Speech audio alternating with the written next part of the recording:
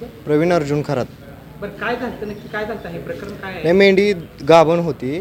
मग गाभण होती 2-3 दिवसापूर्वी पोट गच्च होतं तिचं. मग खाजगी डॉक्टरांना ॲटलिस्ट ऑब्झर्वेशन खाली दाखवलं फक्त. त्याच्यानंतर आम्ही काल गव्हर्मेंट हॉस्पिटलला आणलं. इथं आणल्यानंतर चेकअप केलं, टेम्परेचर चेक करून आम्ही सोनोग्राफी केली. सोनोग्राफीत तिची कंडिशन विल सेटल होती, म्हणजे नो प्रॉब्लेम, काही अडचण नव्हती. ती आतली जी पोटातली बाळं होती ओके फिरत होती. मग सकाळी थोडं गच्च पोट वाटायला लागलं म्हणून ऑपरेशन करण्याच्याकरिता आम्ही इथं आणली होती. मग डॉक्टरांनी, मेन डॉक्टर खांडेकर साहेब होते, त्यानंतर फरतडे साहेब होते. ह्यांनी बघितलं मेंढी आम्ही वाहनातून उतरून चालवत आणली होती. चालवत आणल्यानंतर इथं उभी राहिली, बसली त्याची ती. आणि त्याच्यानंतर खांडेकर डॉक्टर आणि फडतरे डॉक्टर आले. त्यांनी स्वतः इंजेक्शन दिलेलं नाही. त्यांनी साईडला उभारले, दुसऱ्या एका हाताखालच्या कामगाराला इंजेक्शन द्यायला लावलं. तर इंजेक्शन दिल्यानंतर अगदी 10 ते 15 सेकंदात मेंढी पाय खोडायला लागली. पाय खोडल्यानंतर असलं कोणतं इंजेक्शन आहे की 15 सेकंदात मरू शकतं.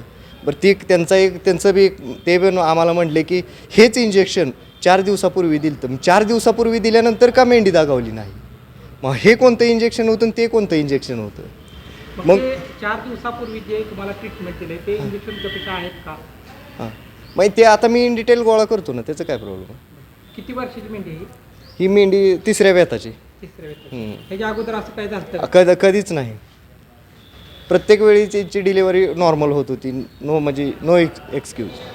म्हणजे हे पहिल्यांदाच असं? हो, हे पहिल्यांदाच झालं आहे. आणि मेंढी सकाळी ओके होती. सकाळी म्हणण्यापेक्षा 20 मिनटापूर्वी ओके होती, चालत होती, बसत होती, उठत होती स्वतः.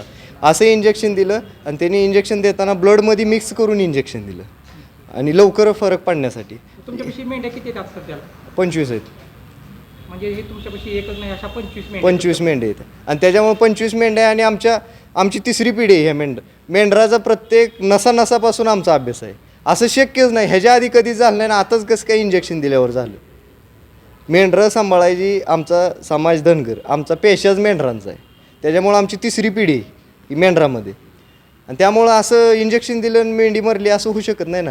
त्यांचा आरोप आहे, ती बरोबर बोलले की हीच इंजेक्शन पूर्वी पण 4 दिवसापूर्वी दिलेलं. मग 4 दिवसापूर्वीच मरायला पाहिजे होती.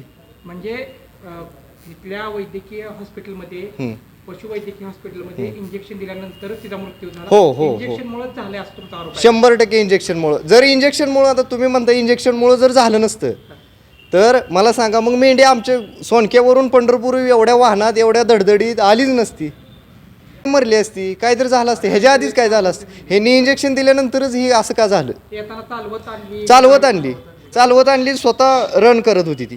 कुठून आणली चालवत? इथून गाडीचं गेटपासून, हॉस्पिटलची गेट आहे, गेटपासून यांच्या बेडच्या तिथं. आणि ह्यांनी आता जर ती डेट झाली त्याचा विषय नाही, पण 1% पण हे अंगावर घेत नाहीत की बाबा ठीक आहे आमच्यामुळं झालं, आम्ही हे करू शकतो, ती करू. ती इंजेक्शनावर ढकलतो. मी डॉक्टर तानाजी शिवाजी खांडेकर, सहाय्यक तपस्वर्धन, तालुका लघु चिकित्सालय, पंढरपूर. काय प्रकरण होतं सर? कधी आली तुमच्यापाशी? ते साधारणपणे 4-5 दिवस झाले ते तिसंगीमध्ये उपचार चालू होते, पण खाजगी माणूस करत होता. आणि काल सुट्टीच्या दिवशी आमच्या डॉक्टरनं सांगितलं, मग इथं आल्यानंतर त्यांनी सोनोग्राफी वगैरे एक्सरे करून दाखवलं होतं. परत आज त्यांनी आणल्यानंतर मग ते 2-3 दिवस झाले आत करडं मेलेली असल्यामुळं टॉक्झिक कंडिशनमध्ये गेलेली होती. आणि मग जे इंजेक्शन त्यांनी 4 दिवसापूर्वी दिलं होतं. म्हणजे तशी परिस्थिती होती का? तुम्ही सोनोग्राफी केली, ती सोनोग्राफीमध्ये काय तसं दिसलं होतं का तुम्हाला? निदान काय झालं का? डेथ आहे असं वाटलं वाटलं. मग हा मृत्यू कशाने झाला असं तुम्हाला वाटतं? नाही, डेथ आतला डेथ कशामुळे झालं हे आपल्याला वरून नाही सांगता येणार. बरं, मग त्यांचा असा आरोप आहे की ते तुम्ही इंजेक्शन दिलं त्यामुळे झालं आहे.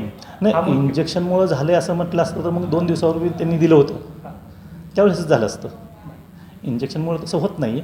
आणि प्रत्येक जनावर रिएक्शन त्या असं काही नाही आहे. फक्त त्याची जे इंजेक्शन जे आता दिलं ते 2 दिवस मेल्या आतली जी करडं होती मेलेली, त्याची जी टॉक्सिसिटी होती, आत समजा एखादी घाण राहिली तर त्याची विषबाधा होती, विषबाधेमध्ये रूपांतर होतं. आणि त्यामुळे ते रिएक्शन आलेले आहे त्याला. कोणताही डॉक्टर आपल्या हातून एखादं पेशंट दगावावं, आपल्या हातून वाईट व्हावं, आपली अप्रसिद्धी व्हावी असं कोणाचाही हेतू नसतो. प्रत्येक डॉक्टर प्रामाणिकपणे काम करत असतो. त्यातून यश देणं न देणं हे त्याच्यावरच्या हातात आहे. डॉक्टर काय देव नव्हे.